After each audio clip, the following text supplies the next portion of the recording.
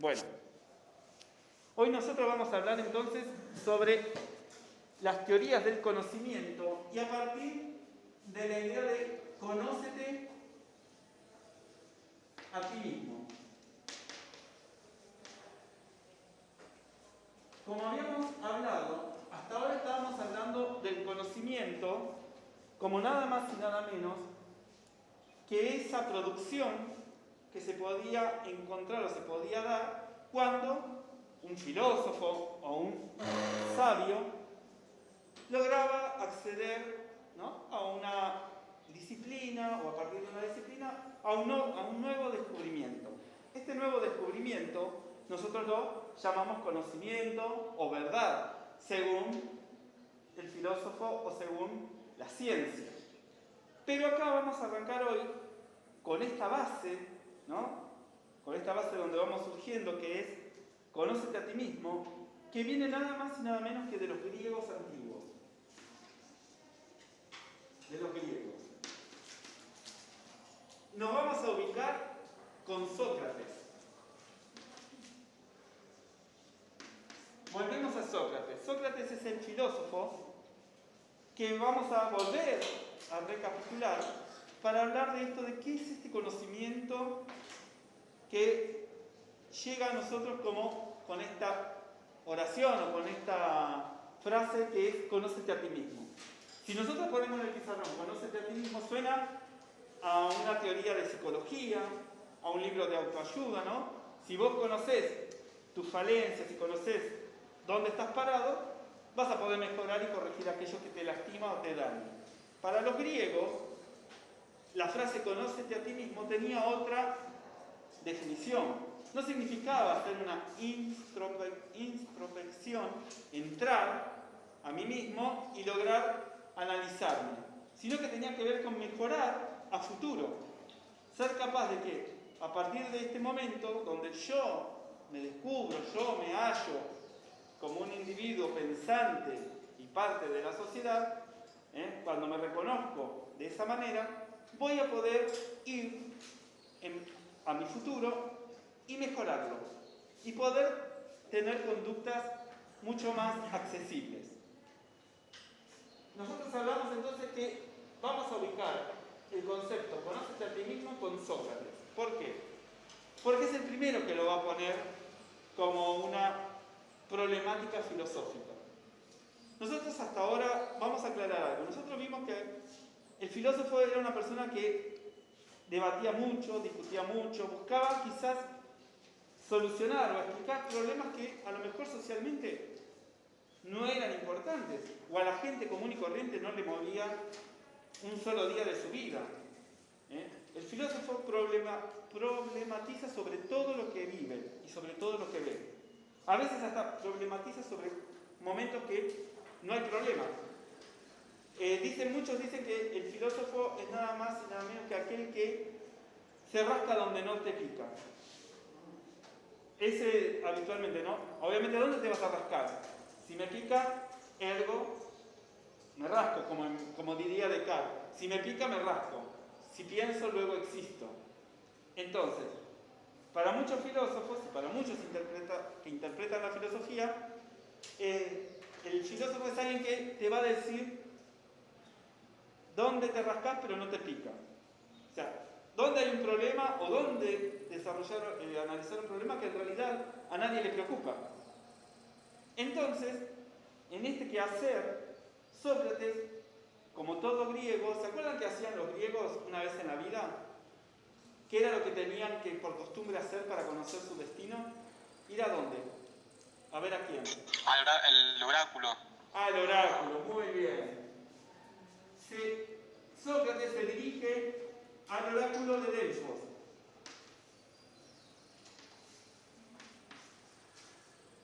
De Delfos. ¿Y qué pregunta? ¿Cuál es el conocimiento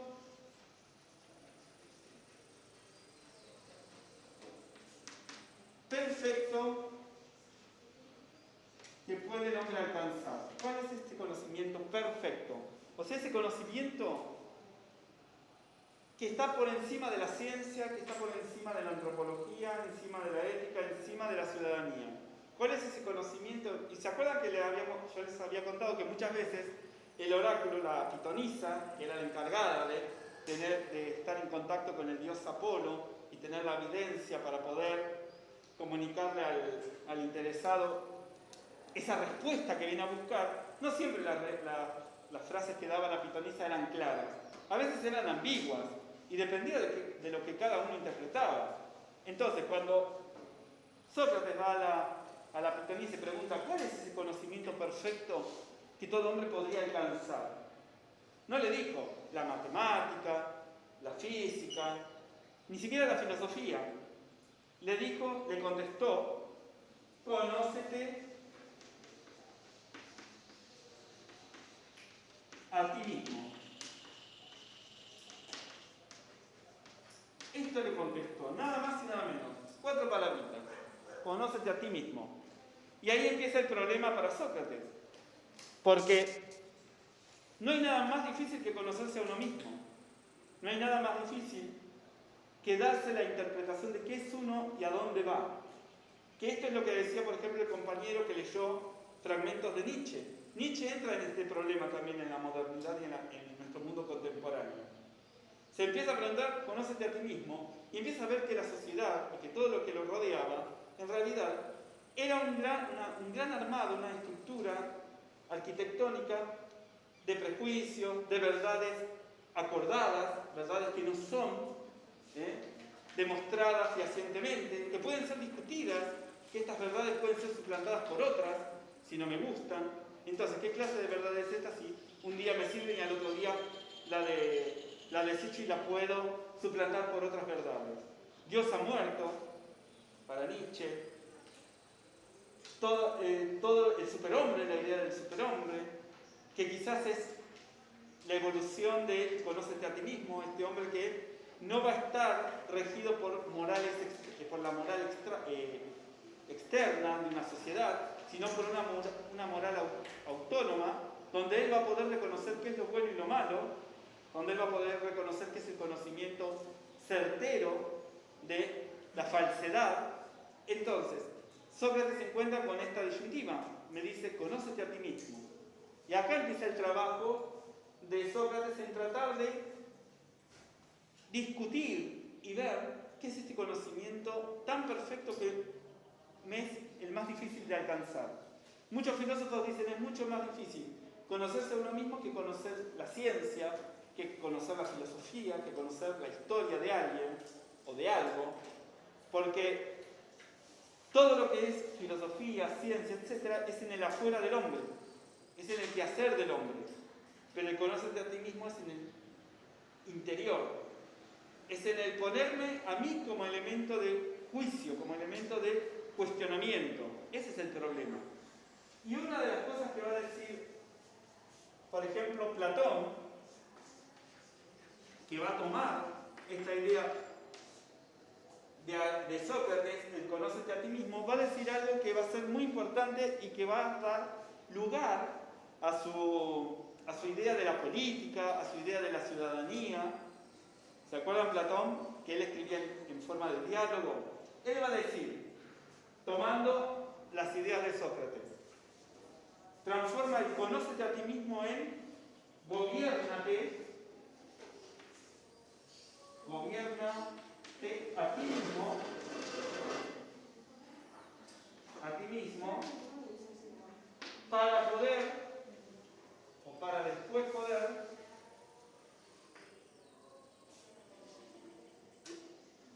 gobernar a otros.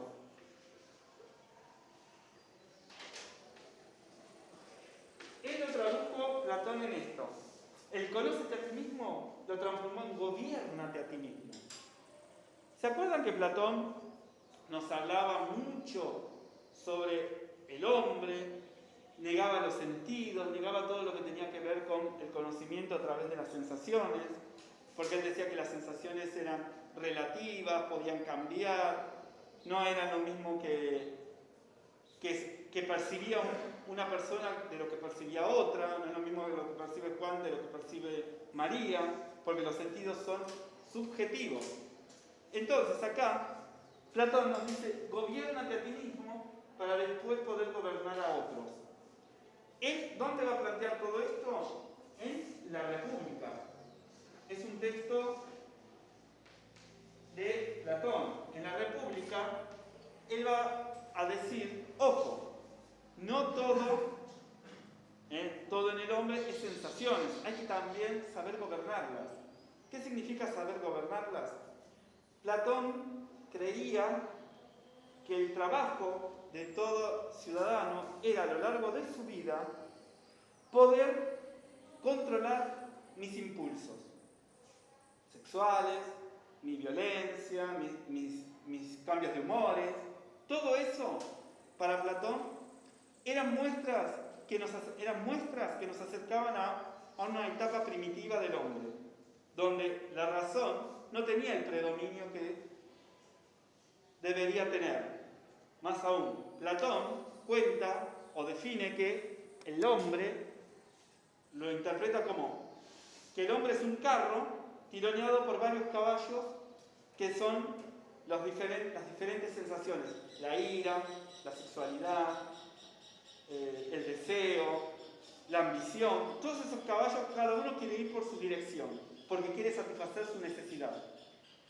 Entonces, imaginen que un carro que es tironeado por estos caballos a diferentes direcciones va a descarrilar o va a volcar. Y el chofer, sería el jinete o el encargado de guiar el carro, sería la razón. Es la razón.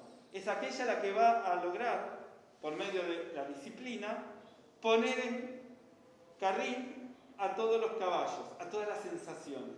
Y ese es el trabajo del hombre a lo largo de su vida. Para Platón, solamente él cree que solamente una clase de personas son las que alcanzan a esa perfección, a ese gobernarse a sí mismo para después poder gobernar a otros. ¿Quiénes van a ser estas personas? Él va a creer que es el filósofo. El filósofo es el que va a tener la herramienta, más aún. En algún momento, Platón dice, el filósofo es el único que puede caer en los deseos mundanos, pero volver al lugar donde estaba, que es al del individuo reflexivo, que controla sus pasiones. Es como un permitido. El filósofo es aquel que puede tener un día de lujuria, un día de descontrol, pero después vuelve a su posición y soy una buena persona y soy totalmente equilibrado.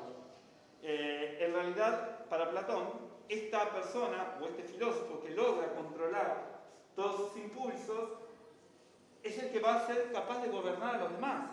Más aún, en la República, el texto de la República, Platón va a decir que el único que está capacitado para gobernar en la República es el rey filósofo.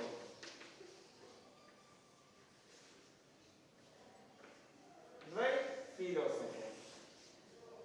Él va a decir que es el único que va a estar posibilitado de gobernar, porque es el único que puede caer en lo más bajo de los impulsos del hombre y volver al lugar filosófico que le corresponde.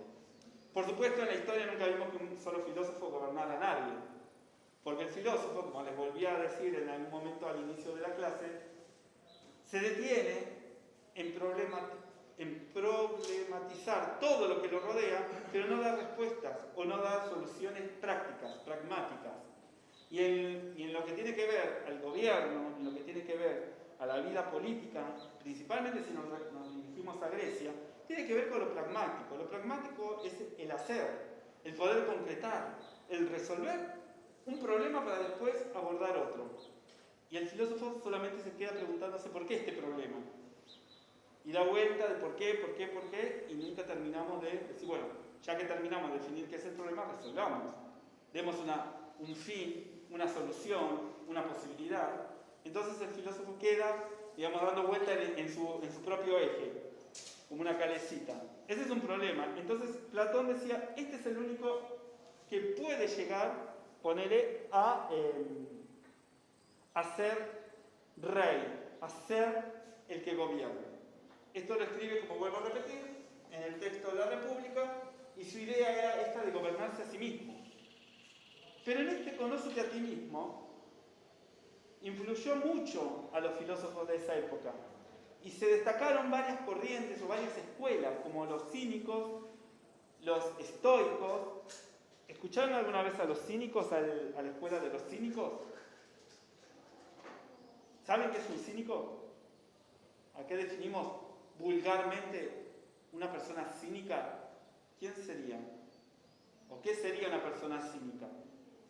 ¿Qué asocian con eso?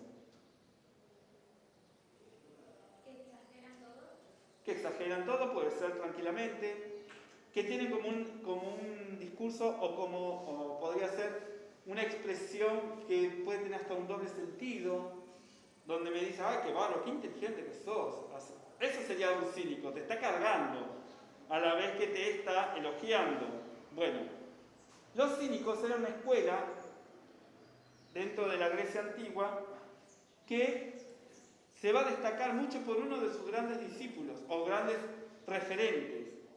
El cínico más famoso en la antigua Grecia va a ser nada más y nada menos que Diógenes de Sinope. Diógenes de Sinope. Ahora lo vamos a escribir. Diógenes de Sinope. Es este filósofo que va a hablar de el cinismo como una corriente filosófica.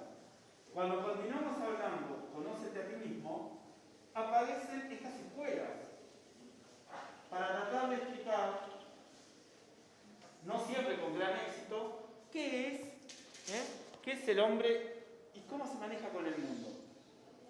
Entonces tenemos a los cínicos, que era una escuela, ¿no? Los cínicos desprecian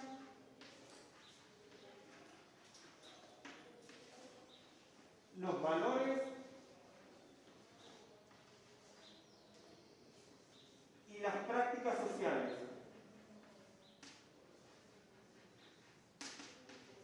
¿Qué quiero decir con esto? El filósofo cínico no va a creer, por ejemplo, en los honores, en las diferencias de clases, no va a creer en los rituales. Va a ser una persona bastante parecida a Nietzsche. Como habíamos leído, Nietzsche para la actualidad sería un gran cínico, una persona que desprecia todo lo que socialmente es valorado. Desprecia la cultura de su momento, desprecia los roles sociales de su momento, desprecia la religión de su momento. Y el más importante en la antigua Grecia va a ser Diógenes. Diógenes de Sinope. Recordemos que Sinope era el poblado donde él nació. Ellos no tenían apellidos en la antigüedad, tenían referencias de la zona donde vivían o de la familia de la cual pertenecían.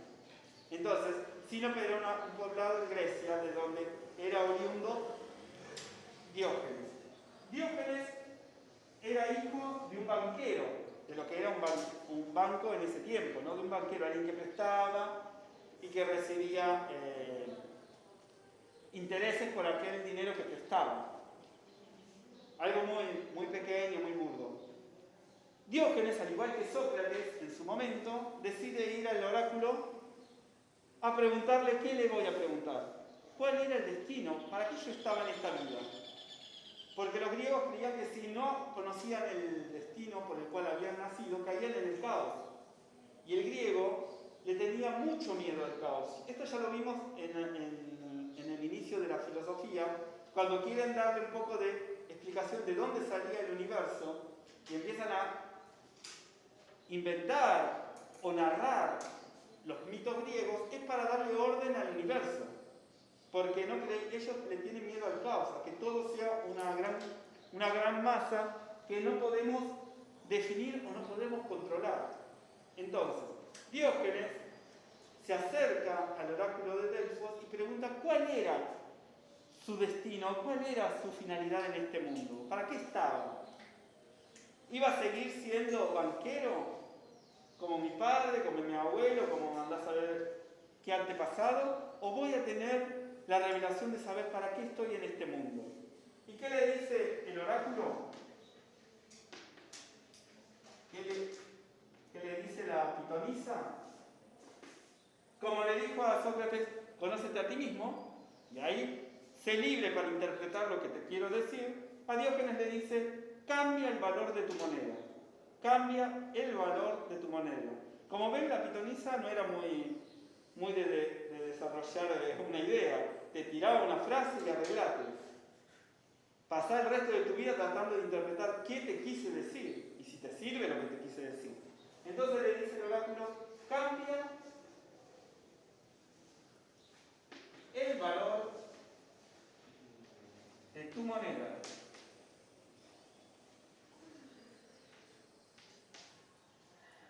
¿Qué? Le habrá dicho, conseguiste una máquina de hacer monedas y inventá tu propia moneda. ¿Qué sé yo? Podría haber sido una interpretación de él. Inventar mi propia moneda para que tenga circulación comunitaria, circulación dentro de los comercios. Y él entendió, vayas a saber cuál fue su motivación, él entendió que cambiar el valor de tu moneda significaba cambiar lo que es valioso para la sociedad o despreciar lo que es valioso para la sociedad. Si para la sociedad es valioso tener propiedades, tener bienes, vestir bien, él interpretó que su lugar en el mundo era ser un croto, vamos en un término argentino, ¿no? Ser un croto, no tener propiedades, no tener dónde vivir. Entonces se convirtió en un gran indigente. ¿Sí? Me miran así. Se convirtió en un gran indigente. Diógenes, uno de los filósofos más importantes de la antigua Grecia, se convirtió en indigente, porque entendió que tenía que despreciar todo lo que los demás valoraban. Esa fue su interpretación. Sí. Había una historieta que me acuerdo de la revista del diario Clarín. Diógenes y el Higuera. Exactamente. Diógenes y el Higuera es una adaptación, un cómic o una historieta cortita que siempre venía atrás del diario La Nación, que era un linchera que era pobre bruto, que no tenía mucho manejo de la cultura, y tenía a Diógenes. Diógenes era el perrito, que ante una situación que vivía el linchera, siempre Diógenes tenía una reflexión o una interpretación. Ese cómic, o esa historieta mejor dicho, está inspirada en Diógenes. ¿Por qué el perro se llamaba Diógenes? ¿Y por qué estaba el linchera como la contraparte del perrito? Porque eran las características de este filósofo. Cuando dice cambia el valor de tu moneda, se convierte en indigente. ¿No? En indigente. Y para colmo, no le bastó con ser indigente, sino que comienza a coexistir con otros perros. Con perros, no con otros, con perros. Empieza a coexistir. Y él, por ejemplo, en las noches frías, para abrigarse, dormía en un... Se dice que dormía en un tonel de vino, pero en ese tiempo no había toneles de vino. Había vasijas grandes que conservaban el vino, que dormía en una de esas tapado con perros. Los perros dormían con él para darle calor. Una vieja manera de darse calor, dormir pegado a un animal. Él dormía con perros, por eso también se le llama a Diógenes el perro. Porque tenía la costumbre, por ejemplo, de ladrar y salir a morder gente. Sí. Por eso le decían Diógenes el perro. Porque estaba rodeado de perros y él estaba sentado, por ejemplo, al costado de una escalinata, venía la gente y le salía a chumbar. Bueno. Tanto es así que la fama de Diógenes trasciende el mundo antiguo, que nada más y nada menos cuentan, dicen, la leyenda, que el mismo Alejandro Magno quiso conocerlo. Alejandro Magno fue el que conquistó gran parte del mundo antiguo y ahí empezó a unificar los territorios. Alejandro Magno fue el conquistador más importante de la antigüedad. y él escuchó sobre Diógenes y fue personalmente a conocerlo. Con la idea, como él se sentía totalmente poderoso, porque era el conquistador del mundo antiguo, bajo su mando estaba todo el mundo conocido. Se presentó delante de Diógenes, que estaba tomando sol en la escalinata, así, cual perro, y se le paró enfrente y le mostró todo su respeto a Alejandro Magno. Y le dijo: vos que sos el más grande de los filósofos, que sos el más ilustre, el más sabio, etc., yo soy Alejandro Magno. Soy el rey Alejandro Magno. Y lo que vos me pidas te lo voy a otorgar. Entonces levanta la mirada a Diógenes y le dice: que te corras del sol, que te apartes para que me siga dando el sol. Eso era lo que quería. Y los soldados, dicen, la leyenda dice que los soldados que acompañaban a Alejandro Magno se empezaban a reír, porque fue un desprecio para Alejandro Magno, que de repente el filósofo, que tenía más aspecto de linchera que de una persona culta, lo hubiera despreciado de esa manera, que lo único que quería de Alejandro Magno es que se corra para que le siga dando el sol. Entonces se da vuelta Alejandro Magno y le dice a los soldados que no se rían, porque si él volviese a nacer, elegiría ser como Diógenes, una persona que desprecie todos los valores de este mundo. Después hay varias leyendas de Diógenes. Por ejemplo, hay una que cuenta que llegó a conocer a Platón, a nuestro querido Platón, al que siempre estamos trayendo a la clase, esto de que Platón en un momento es invitado por un tirano en Siracusa, una persona de mucho poder, es invitado él, o sea Platón, y Diógenes, porque este señor quería ofrecerles un cargo, o quería ofrecerles un trabajo bajo su supervisión. Platón acepta. Recordemos que Platón era hijo de aristócratas, que tenía otra forma de entender la ciudadanía, y Diógenes no acepta. Entonces cuenta que cuando Platón se dirigía a la casa de este tirano, encuentra que Diógenes está lavando unas lechugas para comer. Entonces Platón, todo arrogante, como corresponde, con sus mejores trapos o telas para poder ir a ver a este lustre tirano, le dice: si hubieses aceptado la invitación del tirano, hoy tendría personas que lavarían la lechuga y no tendrías que hacerlo vos. Entonces Diógenes deja lavar la lechuga y lo mira y dice: y si vos supieses lavar la lechuga, no tendrías que ir a la casa del tirano. Eso es lo que le dice Diógenes como contrarrespuesta a esta, vamos a decirle, mojada de oreja de Platón. ¿Por qué aparece todo esto?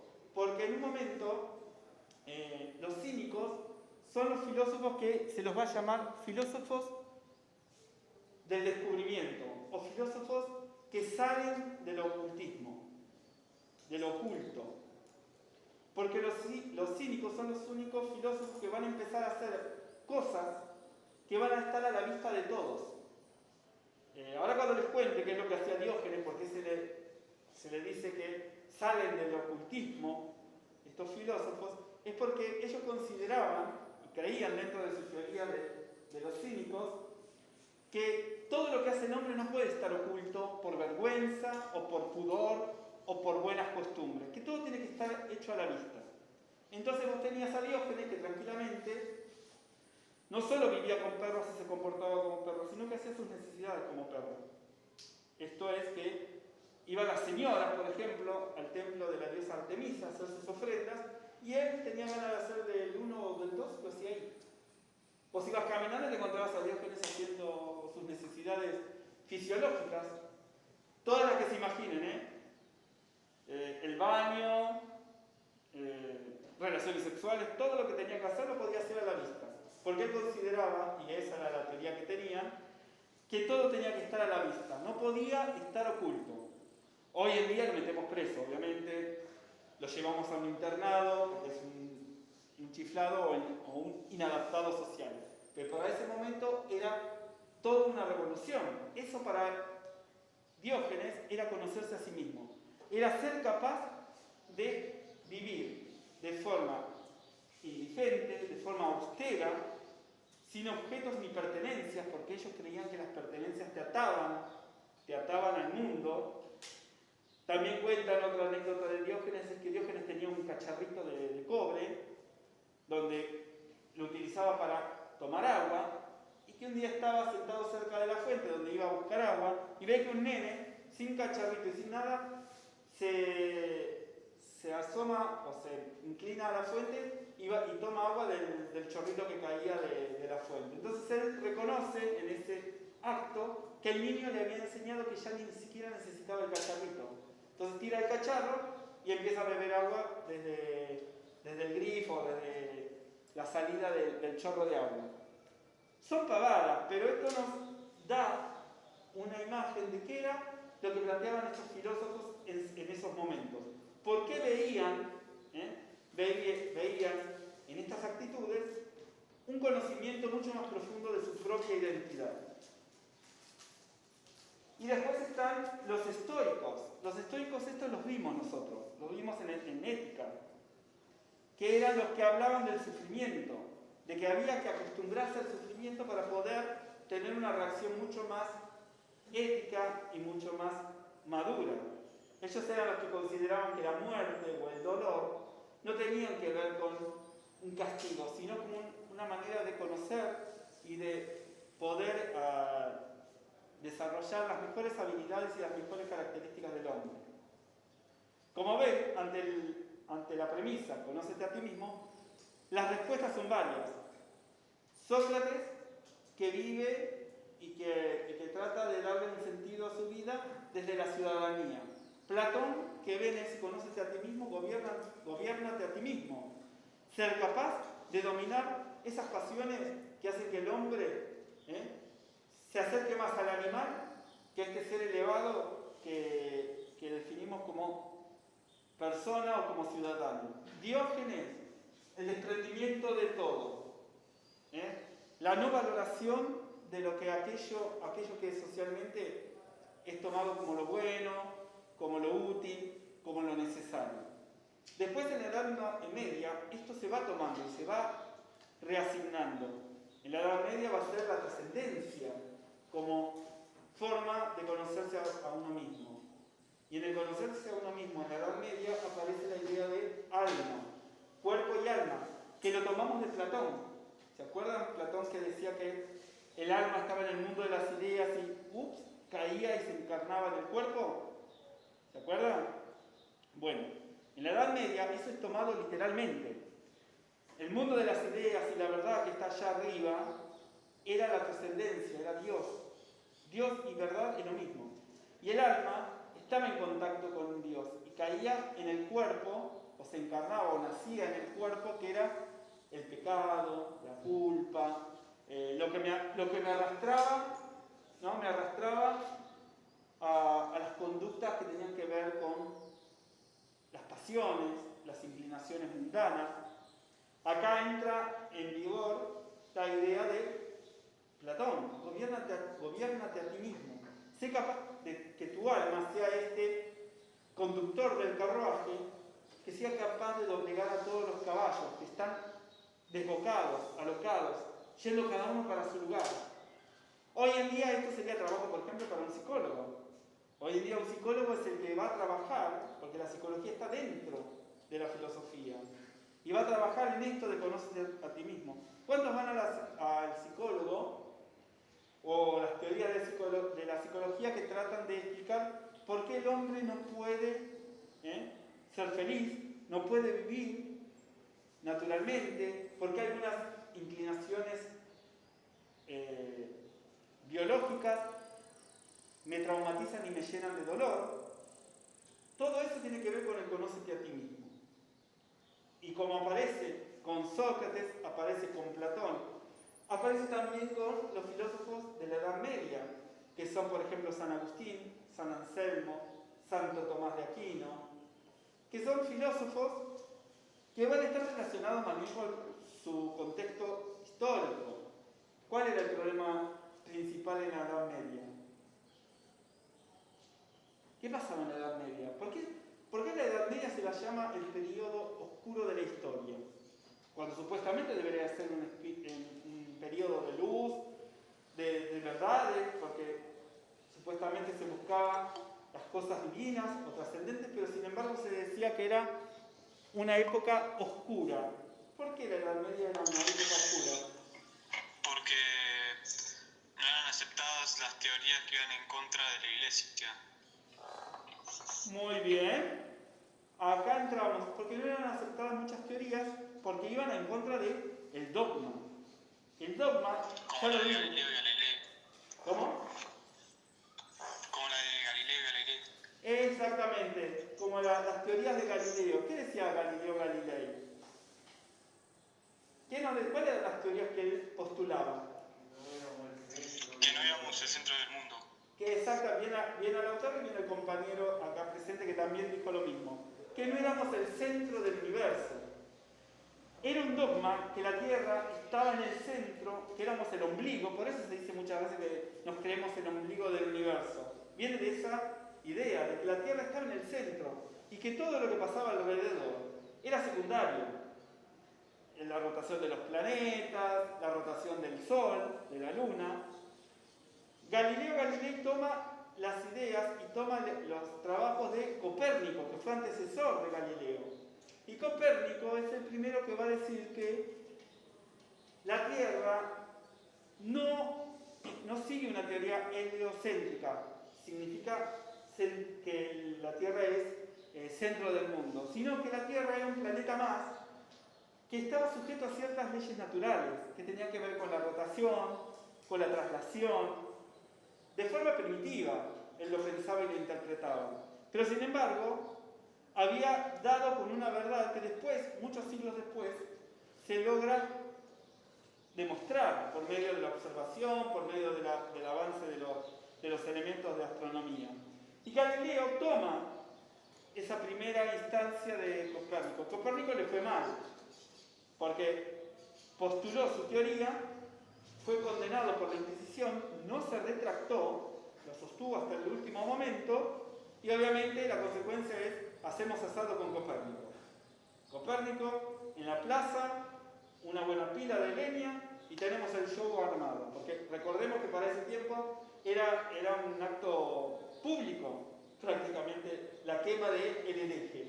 Si alguien era considerado hereje o que iba en contra del dogma que era vigente en ese momento, era quemado en público y la gente asistía a la quema del hereje. Entonces Copérnico lo quemamos, nos sacamos del medio a Copérnico. Pero ¿qué pasa? Las ideas de Copérnico no se murieron con Copérnico, las retomó Galileo y comenzó y trató de, por medio de un telescopio que él hizo, muy primitivo, observar esos movimientos que describía Copérnico y demostrarlo. ¿Qué pasó con Galileo? Lo agarraron otra vez, le pasó lo mismo que a Copérnico. Pero Galileo fue un poco más vivo, dijo, no voy a seguir la misma suerte que Copérnico, porque le dicen a Galileo, o te retractás y te pudrís en la cárcel unos 30 años, o vamos a la hoguera. Copérnico dijo, vivo, sirvo más que muerto. Entonces realizó una carta donde él se retracta, dice, yo confieso y digo que todo lo que he escrito es mentira y que fui tentado por el demonio, que si alguien vuelve a ver que yo vuelvo a sostener estas teorías, me denuncia y me entrega de este santo oficio, bla, bla, bla. Una cosa larga así, echándose la culpa, ¿no? Diciendo que fue tentado, que el diablo lo había seducido, bueno, todo lo que se le pudo ocurrir como para zafar del momento. Los convenció a los jueces del santo oficio y dijeron, bueno, no te vamos a quemar, pero te quedarás un tiempo largo, pero muy largo en la cárcel, para meditar y purgar tu culpa. Purgar significa limpiar. Entonces, Galileo se queda en la cárcel, pero soy vivo, dijo. No voy a publicar nada, pero lo voy a escribir. Y siguió escribiendo. Y antes de morir, se lo da a uno de sus alumnos y le dice, bueno, cuando yo me muera, que nadie pueda ir a buscarme, hacelo público. Y así es como llega a nosotros algunas teorías de Galileo. pero fue un poco más vivo, dijo, no me voy a ir a la hoguera heroicamente por sostener una idea. Fue otra interpretación, le consideró que era más fácil esperar el tiempo para que sus teorías salgan a la luz. Entonces, todo esto, si bien estamos hablando ahora de la Edad Media y de los filósofos que han tomado a los griegos para poder darles una nueva interpretación, ustedes piensen que cada vez que vamos a un tiempo nuevo, se tomaban los griegos. Los griegos eran importantes en su momento, ¿no? Platón, Diógenes, Aristóteles, fueron revolucionarios en lo que planteaban. En la Edad Media se toman y muchas veces se los reeditan, vamos a decir. Se los hace decir cosas que quizás ellos no pensaban en decir. Por ejemplo, San Agustín llega a decir que Platón, con su teoría del alma que va al mundo de las ideas y vuelve y el cuerpo, Platón hubiera sido un excelente cristiano, que lo único que tuvo la mala suerte de no haber nacido en este tiempo, sino que nació 500 años antes. Entonces, Platón hubiera sido un excelente cristiano porque definía todo lo que tenía que ver con el alma y la trascendencia. Bueno, con esto cerramos la idea de conocerte a ti mismo aquí en lo que tiene que ver la filosofía y la idea de la edad antigua y la edad media.